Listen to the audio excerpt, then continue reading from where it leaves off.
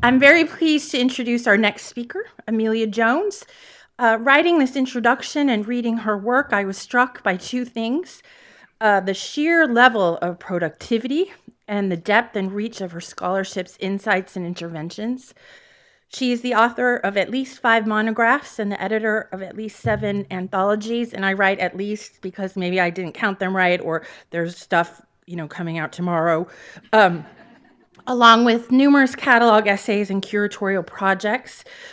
Jones' scholarship encompasses contemporary performance art, the visual art of early 20th century modernism, the feminist and queer dimensions of art practices since the late 1960s and 1970s, the historicizing and theorizing of curatorial practices, and theories of vision, perception, embodiment, and technology. This expansive but remarkably focused body of work is animated by a few passionate missions. One of them is pushing at the disciplinary and institutional boundaries of art history.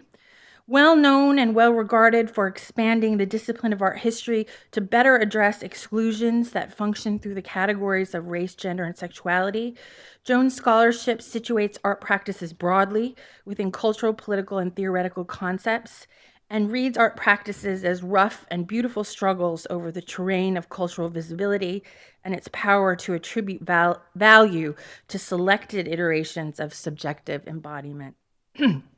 Central to this disciplinary challenge is Jones' focus on bodies, and particularly the bodies that emerged with prolific force in the field of Dadaist experimentation in the early decades of the 20th century, and in the explosion of the body in contemporary art practices that began to take place in the 1960s. She argues that artwork foregrounding the body undoes and speaks back to the repression of the most subtle insights from Western aesthetics about the embodied nature of aesthetic encounters with art objects. This repression left art objects narrowly defined to be categorized by the disinterested art critic and measured according to their alignment with predetermined, purportedly objective aesthetic criteria. Tracing the insights of performance art, composing intricate speculations about the ways in which visual technologies and images infuse and write physicality, Joan attends to the body as a historical concept, coming up against the stubborn material presence and slippery elusivity of bodies, their noisy irrationalities, their multiple and often conflicting temporalities, and the archiving of their own historically scarred vulnerabilities. Attending to artwork through embodiment, art becomes, in Jones's work, becomes less a set of objects than a perpetually shifting and unfinished dialogic practice among artists, artworks, and audiences. Coincident with this rich reading of bodies is Jones' unabashed commitment to confronting in quite detailed ways some of the basic presumptions brought to art practices by women, most of which shut down the artist's intervention, reducing them to women vainly playing with the images of their bodies in gestures of bad faith feminism. For example, in body art performing the subject, Joan draws upon the philosophical tradition of phenomenology to challenge the reduction of women's performance art practices to cases of feminine narcissism, an extension of the deeply entrenched assumption that a woman and the representation of her body are one and the same. The performance art of Hannah Wilke is an important case in point. As Jones points out, art critics, feminists and non-feminists alike, often refuse to see Wilke's work as deliberately performative and were quick to accuse her of narcissism. This accusation fails to recognize how performances like Wilke's exaggerate the pose beyond the grammars of objectification, collapse the Cartesian mind-body split, and highlight the radical contingency of self-other relations. In an exhibition she curated in 1996, Sexual Politics, Judy Chicago's Dinner Party and Feminist Art Histories, Joan pushes against the accusation of essentialism so frequently and habitually levied against women's art practices from the late 1960s and 1970s. She does so by situating Chicago's project within the histories of complex and politically charged feminist debates and practices. This helps to mitigate, I think, the perpetual splitting of Chicago's work and feminist art practices more generally between its dismissal as a yucky, essentialized embarrassment and an expression of the artist's status as an adored feminist hero.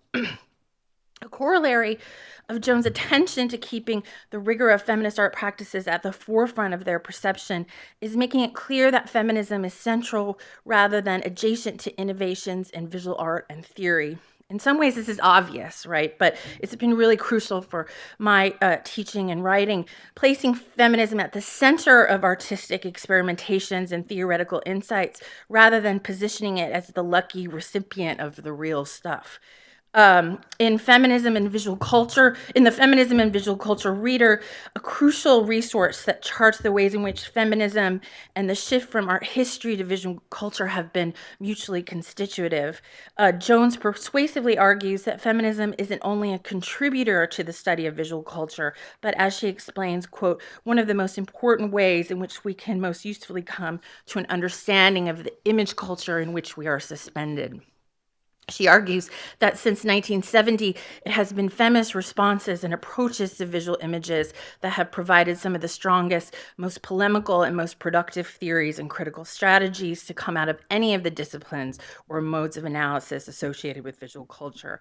So it isn't, just that artists took up for feminist purposes pop art, conceptual art, sober reflection on discursivity, performance arts, presentation of the body as a visceral medium, or video arts, exploration of the image of the self as other. These movements, all of which are responses to the disciplinary motors of visual saturation, erode the authority of the image, but they are inextricable from artists creating feminist arguments to challenge overdetermined relationships among bodies, visuality, and the feminization that seems to be forever attached to visual exposure.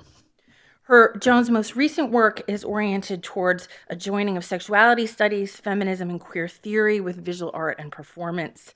Attending to these articulations allows her, as she puts it, to refine yet also expand her feminist politics and methods, underscoring that feminism has not only been the ground of her scholarship, but also its diffuse and unpredictable horizon. The title of her talk today is Essentialism, Feminism, and Art, Spaces Where Woman Oozes Away. Please join me in welcoming Amelia Jones.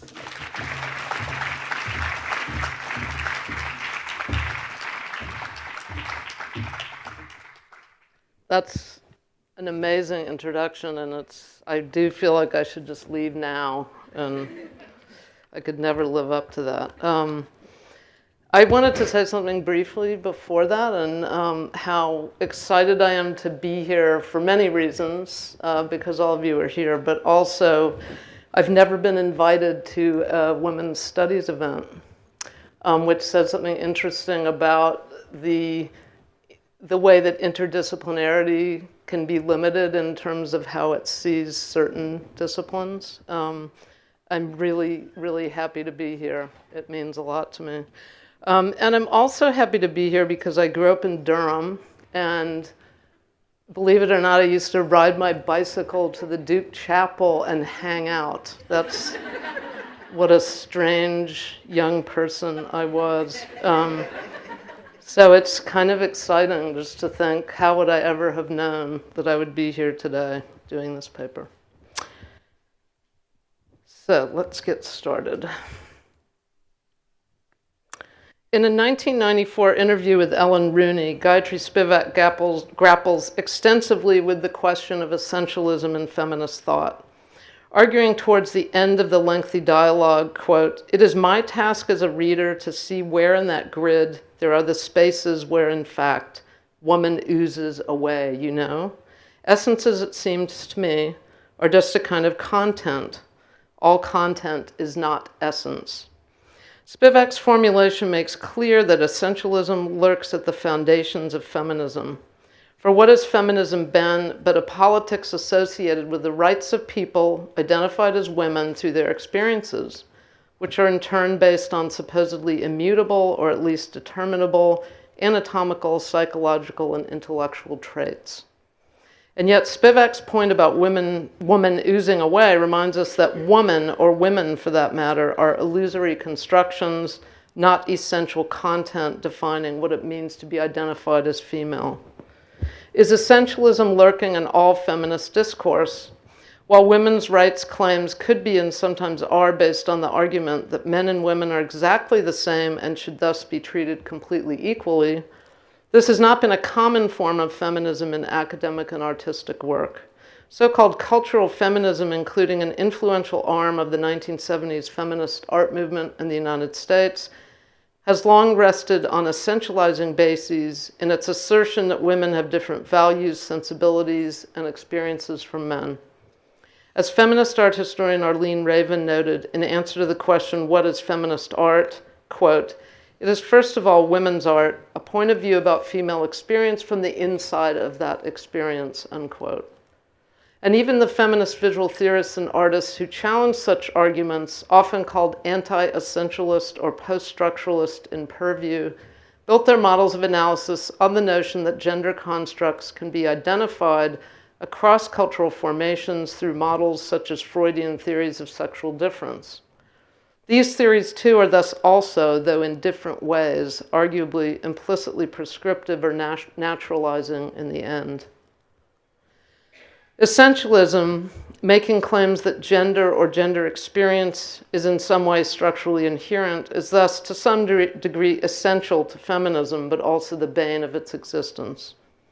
Among other things in feminist art discourse, the essentializing tendency we see in Raven's claim implies that all women are feminist artists, and that no anatomically male artist can be feminist, as well as that we all know what female experience is, or that it is universalizable. This was to some degree a crucial claim to be able to make in the heyday of coalitional identity politics. But if gender is based on anatomy experience or immutable and inherent structures of sexual difference, then it is presumably determinable and determining in advance of interpretation or relational exchanges among subjects. Spivak's oozing away implies otherwise, and I will get back to her point at the end of this essay. Visuality and embodiment have everything to do with how we identify and make sense of gender-sex identity. Feminist visual theory, coming from art as well as film discourse, has thus had a central role in debates about essentialism. The consistent use of Freud's theory of fetishism in feminist visual theory in the 1970s and 80s testifies to the persistence of notions of visible difference as somehow essentially determinant in male versus female experience.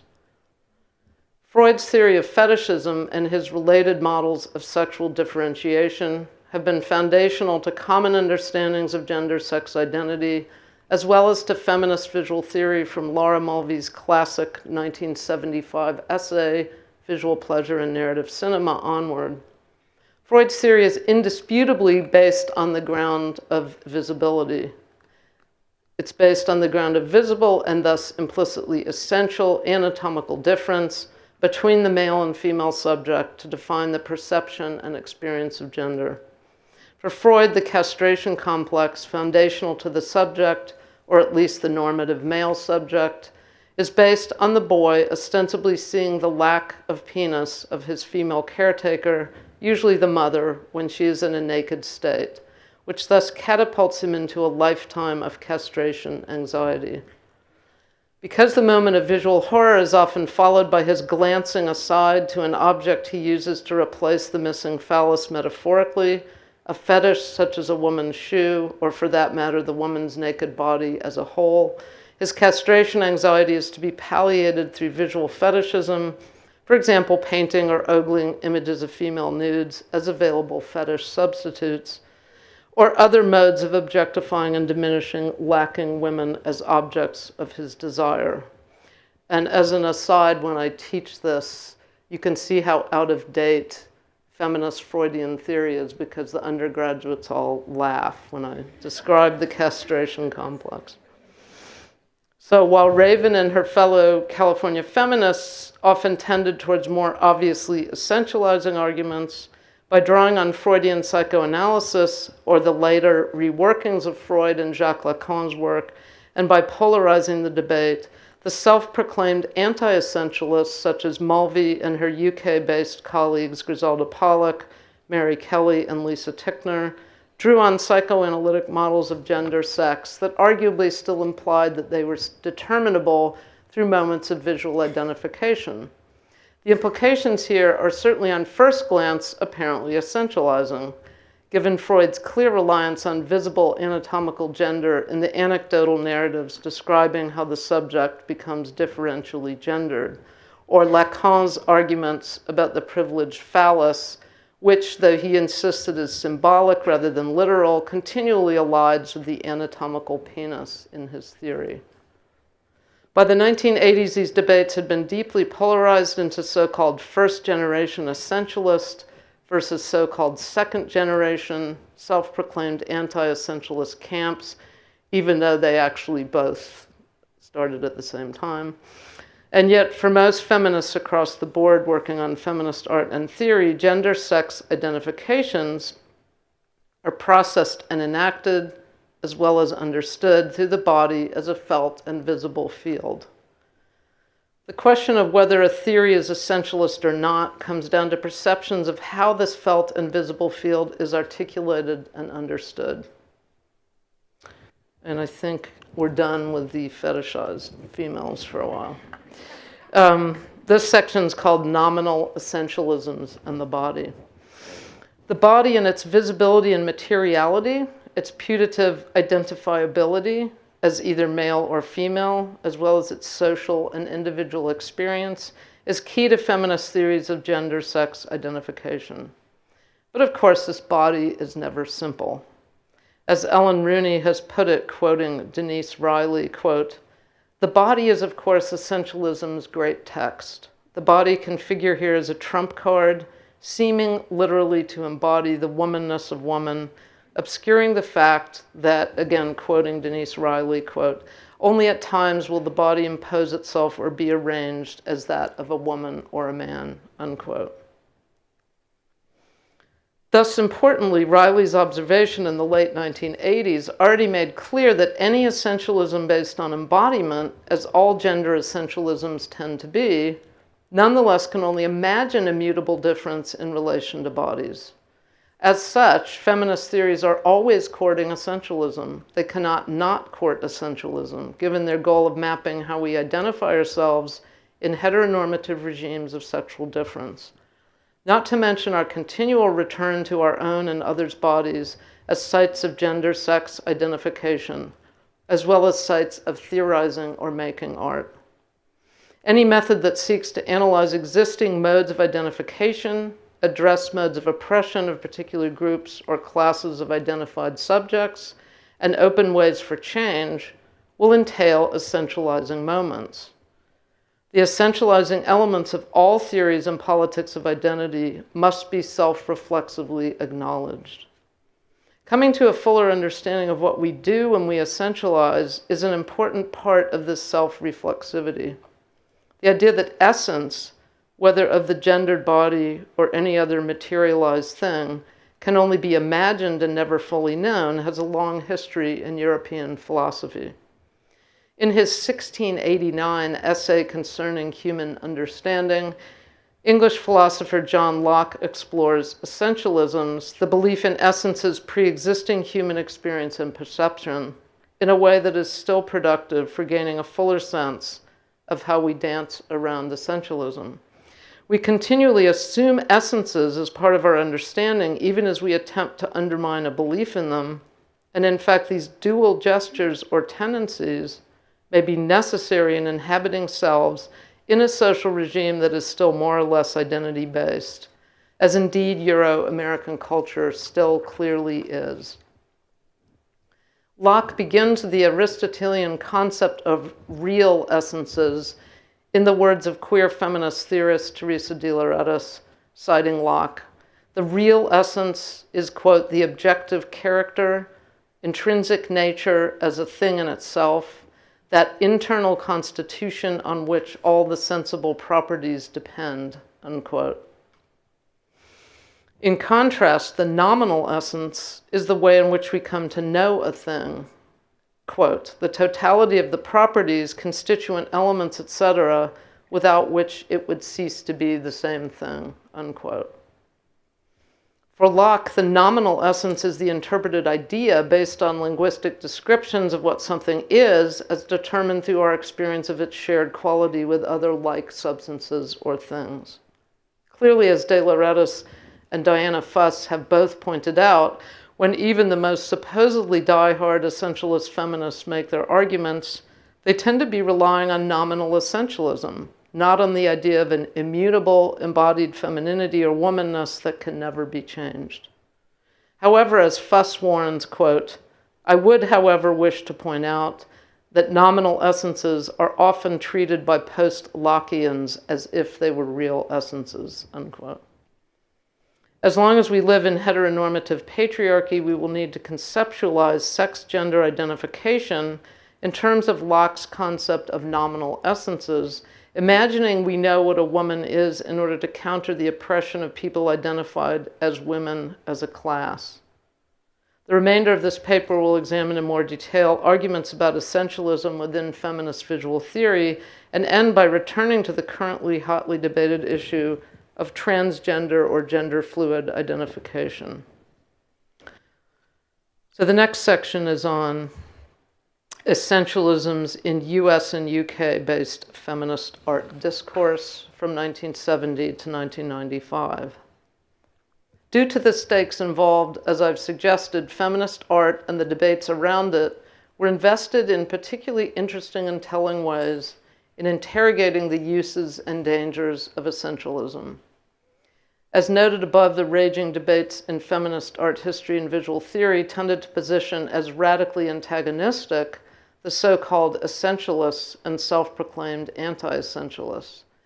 Each both constituted, defined, and resisted the other, creating more of a binary than in fact the complexity of the artwork and theory being made on either side actually justified. Other feminist theorists have also pointed to the co-constitutive nature of essentialist and anti-essentialist feminisms, most notably Fuss, who in 1989 argued polemically that essentialism is essential to social constructionism.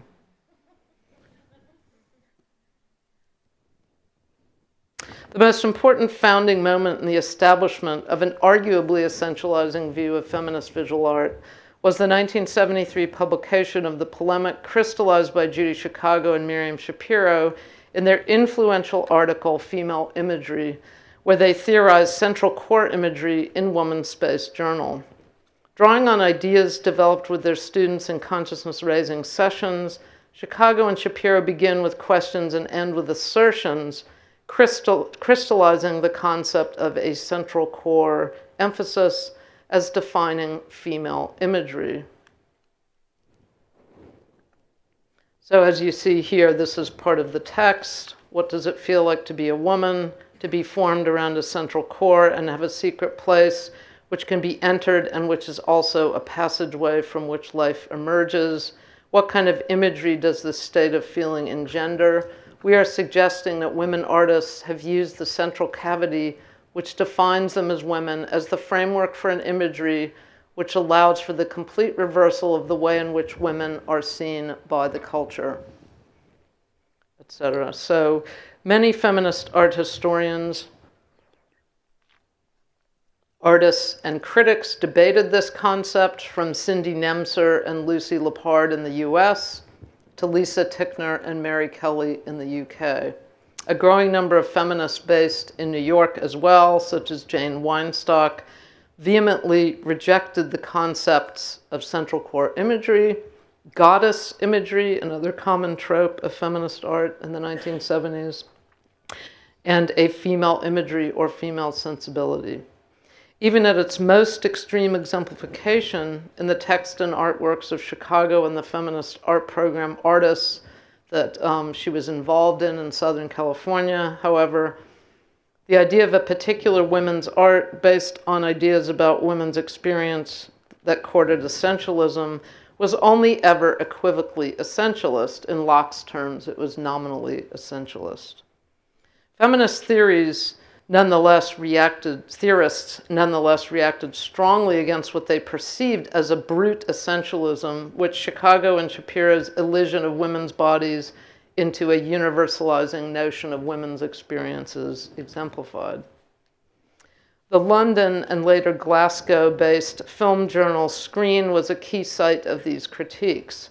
British feminist film theorist Stephen Heath influentially theorized gender in terms of sexual difference based on psychoanalytical models.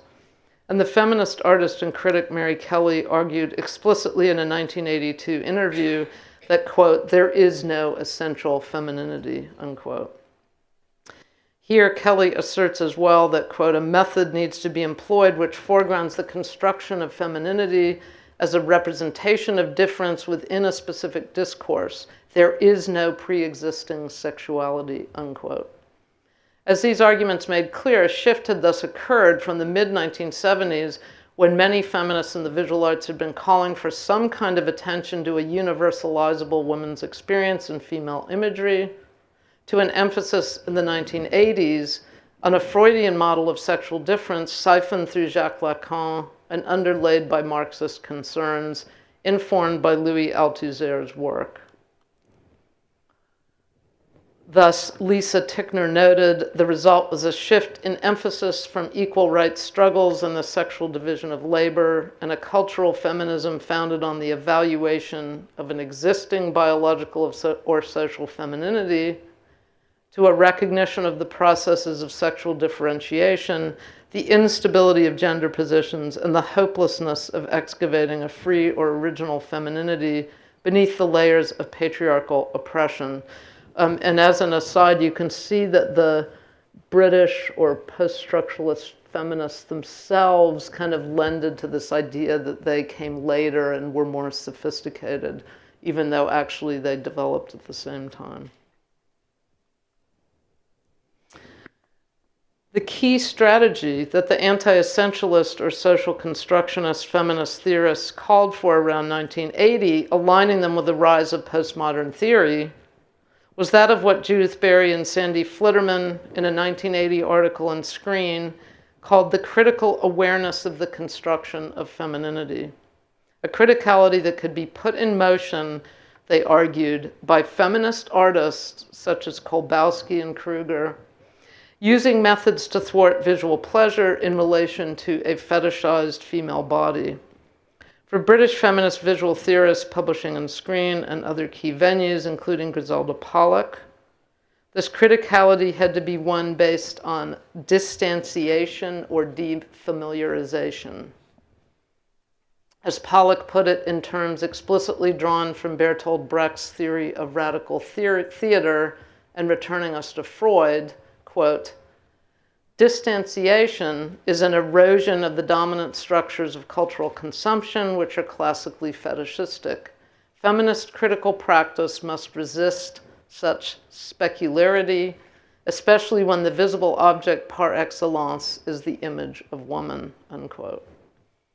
Needless to say, this entreaty served to exclude the supposedly essentializing work of feminist body artists, or, as with Judy Chicago, artists and theorists focusing on central core imagery. This is called queering essence, the rise of theories of performative gender. It is not surprising, given the intensity of these debates, that the history of 1970s and 1980s feminist art and art discourse seems to fall within a clearly drawn opposition between essentialists and anti-essentialists, even though, again, the two were, per Diana Fuss's argument, co-constituted rather than unconnected polar opposites. At the extreme ends of the polemic, Mary Kelly's theory and her art were lauded as epitomizing the anti-essentializing ideal by Pollock, Tickner, and others, while by the 1980s, Judy Chicago and her work were often dismissed, in fact, by the same theorists, as paradigmatic of an essentializing theory and practice linked to her increasingly spectacular and explicit central core imagery.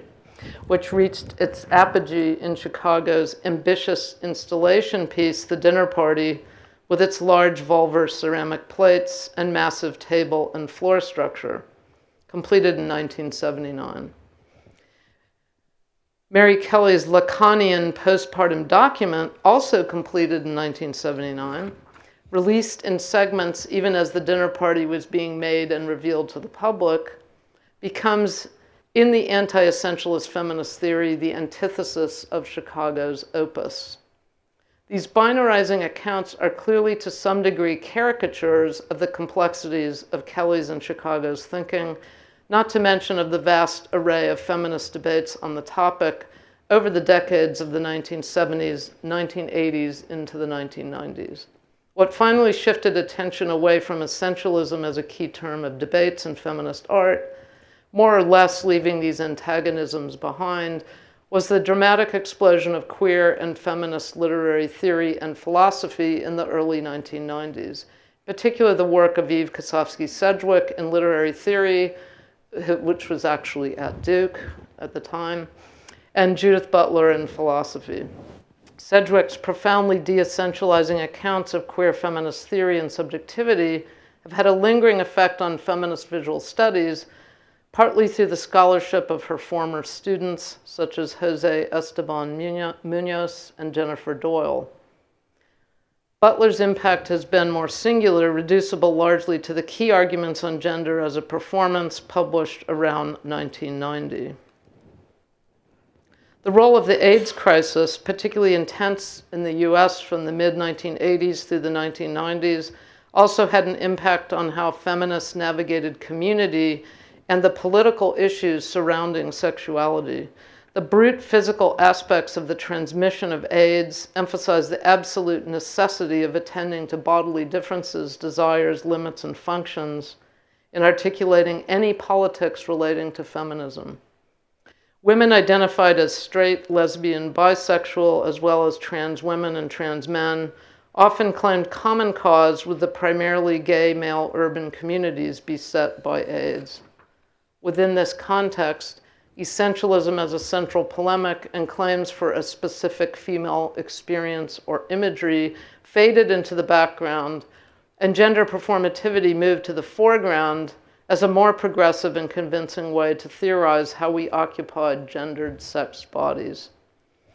Through the work of scholars such as Sedgwick Butler and Teresa de Lauretis, queer feminist theory emerged in the 1990s in humanities and arts departments in universities across the US and UK, in tandem with shifts in feminist theory and a turn in politically radical and marginalized communities toward political action inspired by anti-racist identity politics and post-colonial theory, and seeking to dissect conventionally fixed or at least narrowly defined concepts of identity.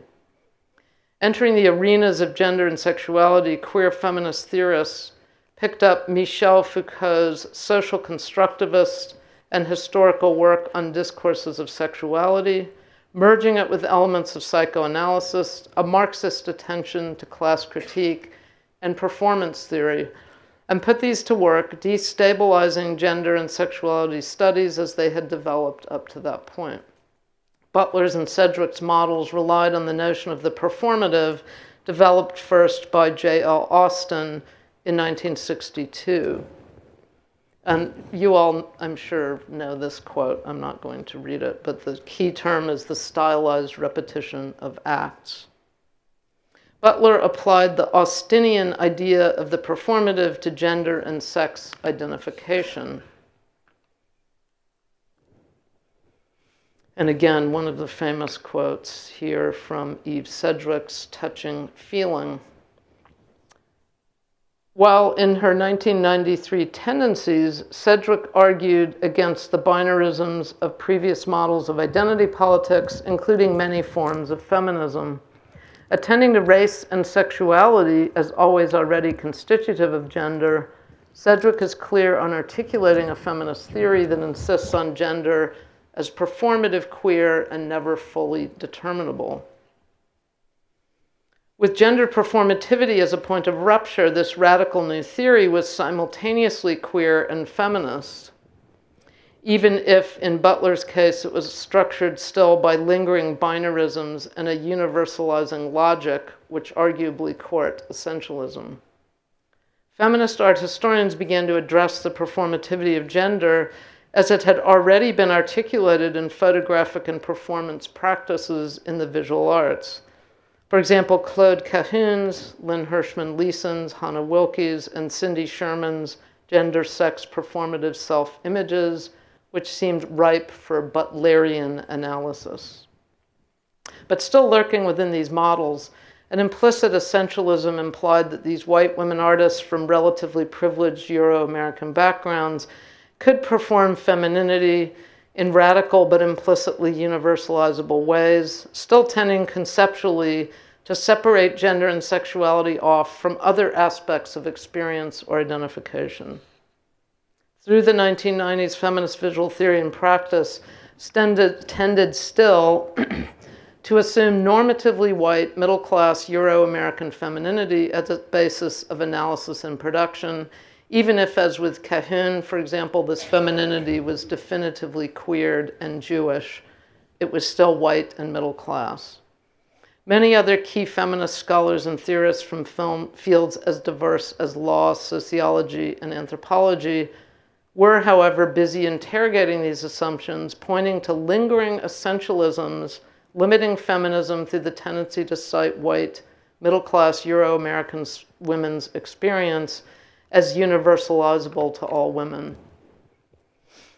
For example, Bell Hooks has persistently and courageously developed a feminism that is inherently race-critical and pointedly addresses the experiences of Black women in the US in relation to visual culture. And US-based Black feminist legal scholar Kimberly Crenshaw developed her theory of intersectionality in the early 1990s at the culmination of debates about identity politics and around the question of multiculturalism, which became a code word for US cultural institutions' attempts to deal with racial and ethnic difference. Crenshaw's theory argues for a consideration of the interrelation of forms of oppression, particularly race, gender, and class-related, affecting Black women, and she troubles a simplistic belief in the universalizable shared experiences of all women. At the same time, the advent of third-wave feminism or transnational feminism, trans studies, critical race theory, post-colonial and decolonial theory, and masculinity studies, all burgeoning in the 1990s and 2000s, have also offered models for complicating the tendency in feminist and gay and lesbian histories of art to posit categories of gendered identity as knowable, as binaristic at their foundations, and as implicitly white, separate from intersectional identifications. From Jose Munoz to Jack Halberstam, most of these authors have emerged from other disciplines than art history. Few of them are aware of or have built on the extensive debates about essentialism in feminist art history, art criticism, and film theory. This section is called Transnationalism, Transidentification, and Feminist Visual Theory.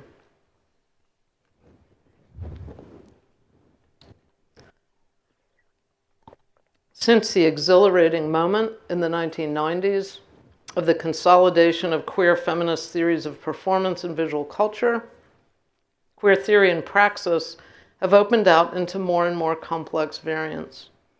As many have argued, the additive tendency developing out of the gay and lesbian movements of the late 1960s, which ultimately results sometimes in unwieldy acronyms, the most extensive being LGBTQIAAP,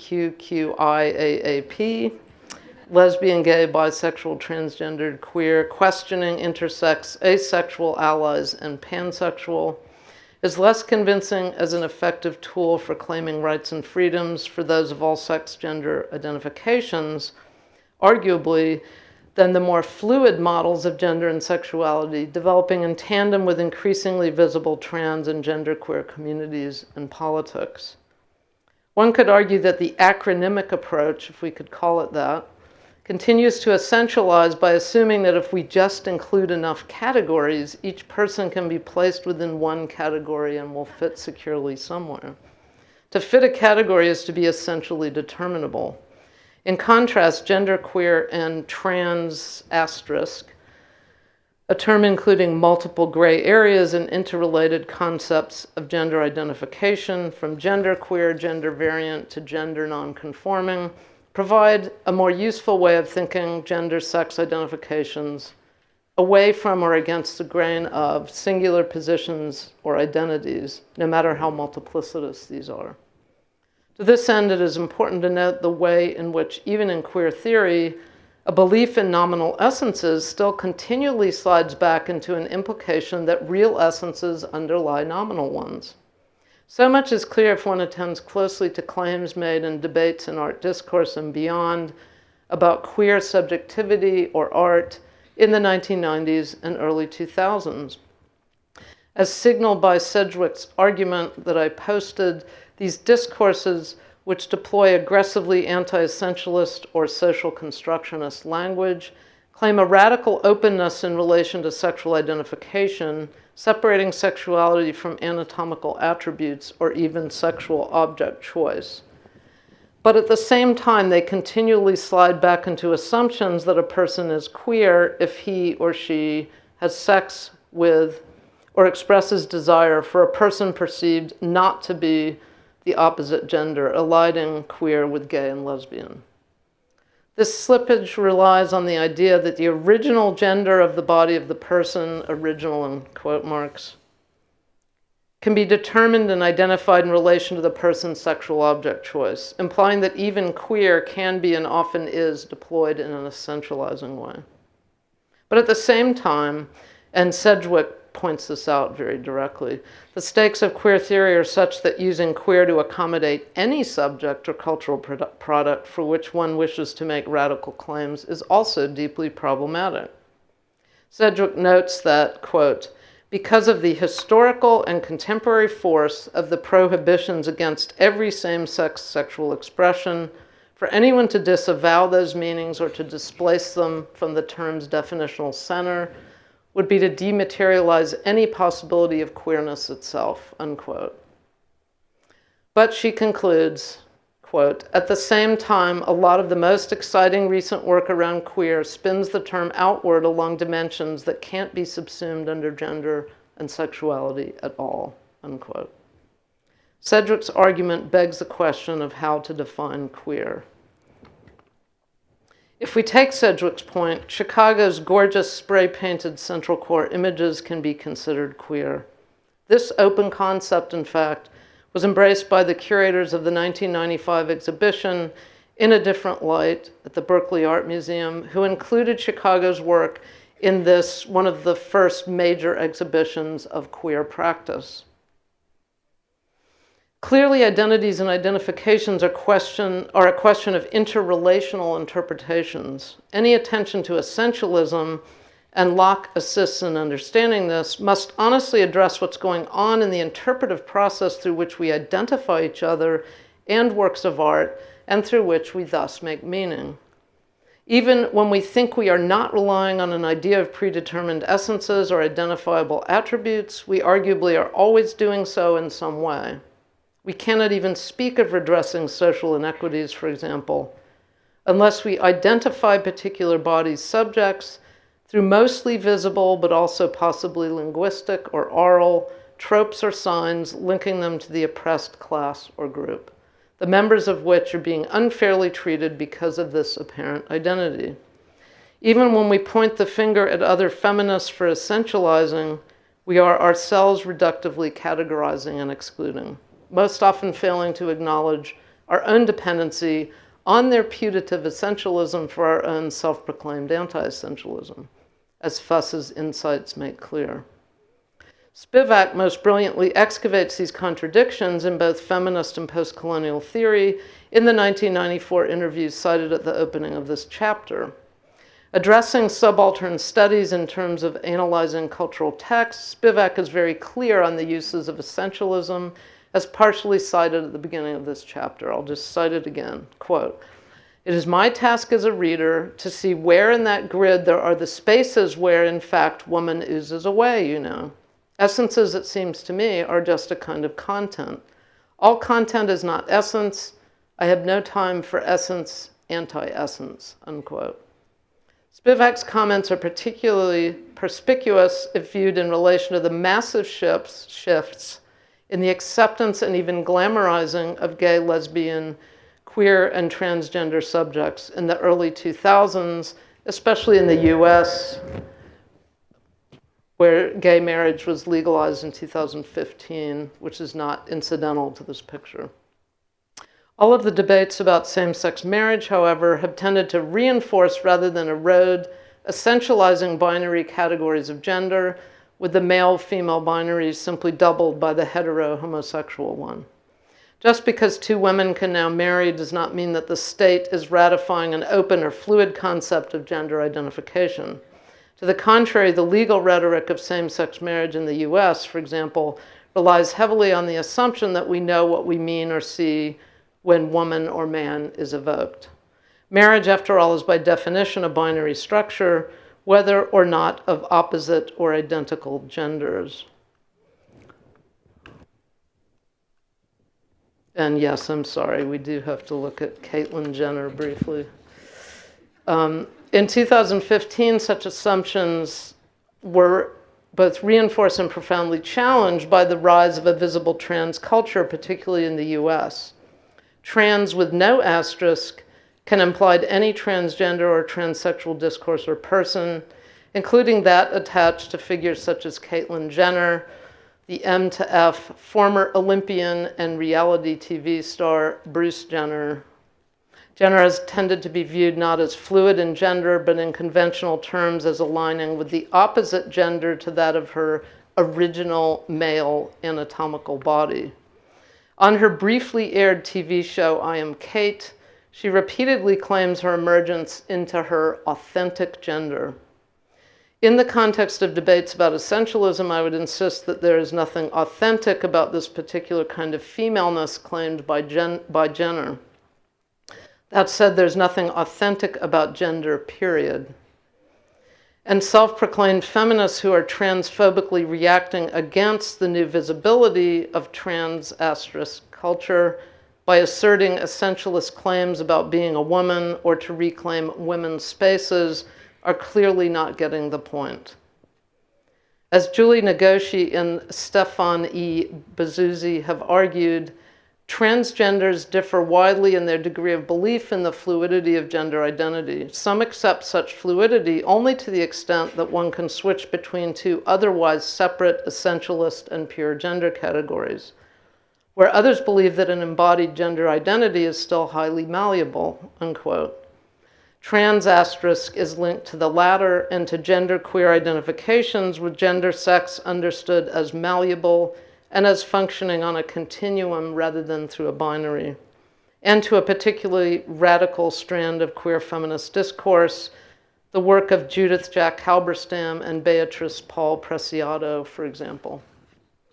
Clearly, popular culture versions of transgender people hardly tell the full story of the 21st century trans narrative for younger generations in particular.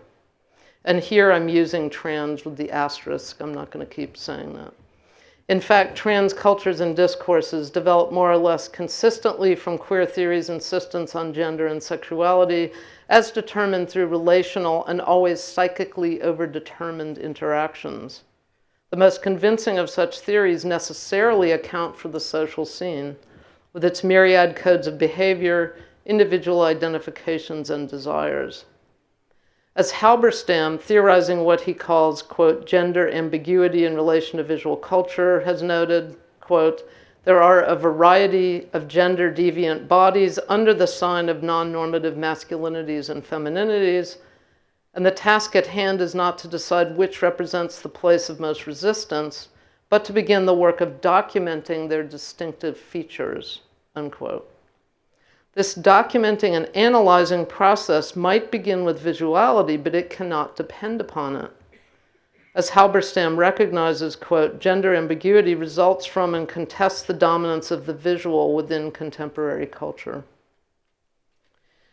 In this way, Caitlyn Jenner's transition, which is publicly enacted through theatrical visual strategies involving the adoption of hyperbolically feminine clothing, makeup, and hairdos, might seem visually to confirm her authentic femaleness.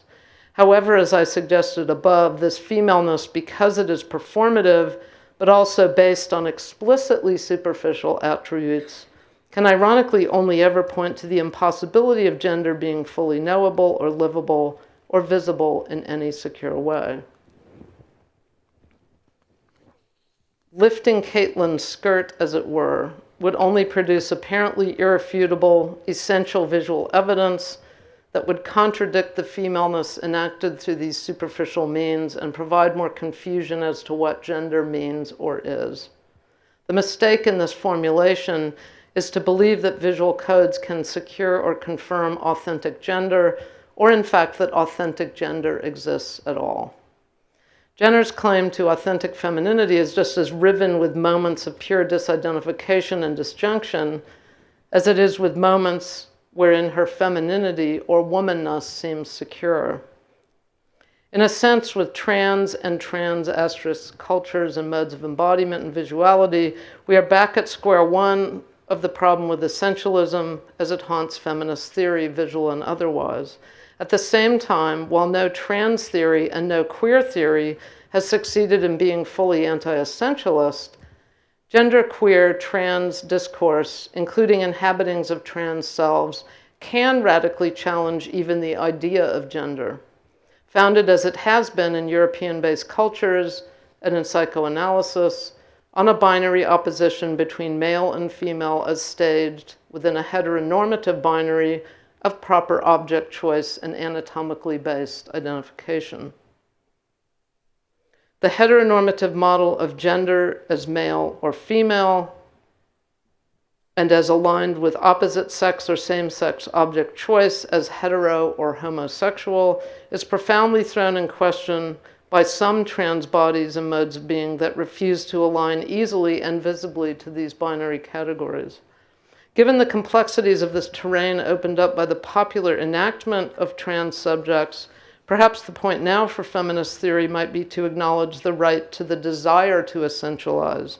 Why shouldn't Jenner or anyone else less advantaged and with less access to the mainstream popular media be allowed to fantasize a kind of essential gender identity, to imagine they have an authentic inner gender that only needs to be matched by their outer attributes?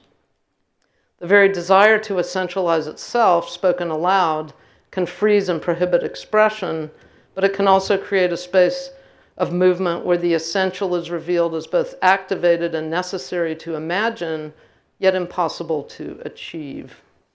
So this last section is called Trans Feminist Futures, ? One of the powerful things about the visual arts, broadly speaking, is that in contrast to mainstream television, slightly more subtlety can be brought to such important questions as identification. Most visual arts viewing situations, including the performance art venues and communities, allow for a range of nuanced self-expressions that avoid the reification of identification by actively acknowledging the role of interpersonal relations in determining any identity, provisional as these always are.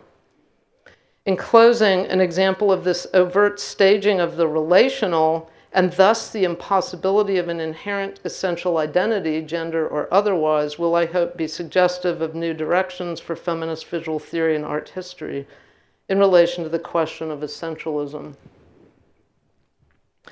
So, interestingly, a potentially radical thread runs through the recent television shows on transgender people. Transparent and I Am Kate both involve Zachary Drucker, who is actually a trans performance artist, actress, and now producer. Zachary can be seen on both shows and in fact is a major producer on Transparent. In Transparent, Season 1, Drucker plays a minor character at a trans support group. In I Am Kate, she plays herself, as much as you can do that in reality TV, part of the community of trans women by whom Jenner is hoping to be embraced. Drucker is an artistic subject who enacts the instability of trans even as she offers herself to Jenner as a trans woman friend, hoping to offset Caitlin's previous tendency as Bruce to hang out with cisgendered male Republicans. I don't think that was a successful effort. Drucker, flirting with and never disavowing the power of essentialisms, insistently enacts a profoundly welcoming, erotically charged trans subjectivity that calls us forth to receive, negotiate, and relate to her beautifully equivocal self-enactments. Her 2008-9 performance, The Inability to Be Looked At and the Horror of Nothing to See, expresses a body that can only be identified in dramatic relationship with those of us who apprehend and manipulate it. Through a voiceover tape, Drucker invites visitors into a room in which she lies almost naked, with a large silver ball in her mouth. The voiceover says, "Clear your mind, look at the body on the table in front of you. While you're concentrating, try to feel that you are yourself this body. Gently rest your hands on the body. Locate a 5-inch radius of skin and remove these hairs one by one through extraction. Don't be afraid, the bitch can take it." Visitors commence plucking, uprooting of all of the ugly things that are growing inside of you as Drucker's voiceover intones. Suddenly the mood shifts, quote, "This body is a receptacle for all of your guilt and shame and trauma. The art you make is derivative. You will never be desirable," unquote. In this work, Drucker both presents a gender-fluid body and asks those who engage the piece to imagine ourselves as similarly turned inside out. Drucker's work reminds us that all identifications are reciprocal and mutable. Bodies might appear to be identifiably gendered as well as raced, etc., but their perceived gender has as much to do with how they are engaged and embraced or repulsed by others. Vaginal Davis is a transgender impresario whose radical queer feminist cabarets, music, and performances in 1990s and early 2000s Los Angeles set the stage for Drucker's de-essentializing feminist performances of gender. In her infamous Bricktops cabaret, Davis, who of course named herself based on a mixture of Vaginal and Angela Davis, resurrected fabulous creative women from history, such as Ada Smith, a red-haired bisexual performer in 1920s Paris, whose nickname was Bricktop, by channeling them through her own statuesque and gorgeous, cross-dressed, 6'5" Black Latino, anatomically male body. If Drucker highlights the intimacy and potential violence of the identity-determining encounter, Davis parodically enacts this violence, proactively performing the fear she assumes she will invoke through what she calls, quote, disruptive, performative aesthetic known as terrorist drag, unquote. That was obviously before 9/11 that she had that idea. Not coincidentally, it was Davis who inspired Jose Munoz to coin the term disidentification, which has become a crucial term in queer feminist theorists' rethinking of gender identification away from facilely essentializing tendencies. So disidentification is a performative mode of tactical recognition that various minoritarian subjects employ in an effort to resist the oppressive and normalizing discourse of dominant ideology, etc. It is a third term that resists the binary of identification and counter-identification. Zachary Drucker's violent yet welcoming generosity, Vaginal Davis's hilarious and brilliant sex-gender equivocations around her identifiably Black Hispanic body, and Jose Munoz's model of a disidentification, hugely influential within queer art and performance theory, all exemplify ways of dancing with essentialisms and their attachment to visible bodily attributes while refuting their ultimate closures. These models, all in Munoz's terms, applied to Vaginal Davis, create desire within uneasiness. And if we allow them, they profoundly challenge our desire to know, to have, and to be, essentially. These are the spaces where woman or any gendered subject oozes away, as Spivak puts it. These are the spaces we can most productively occupy if we wish to continue the valiant effort of feminisms to interrogate and redress power imbalances relating in some way to perceived sex and gender identities. Thank you.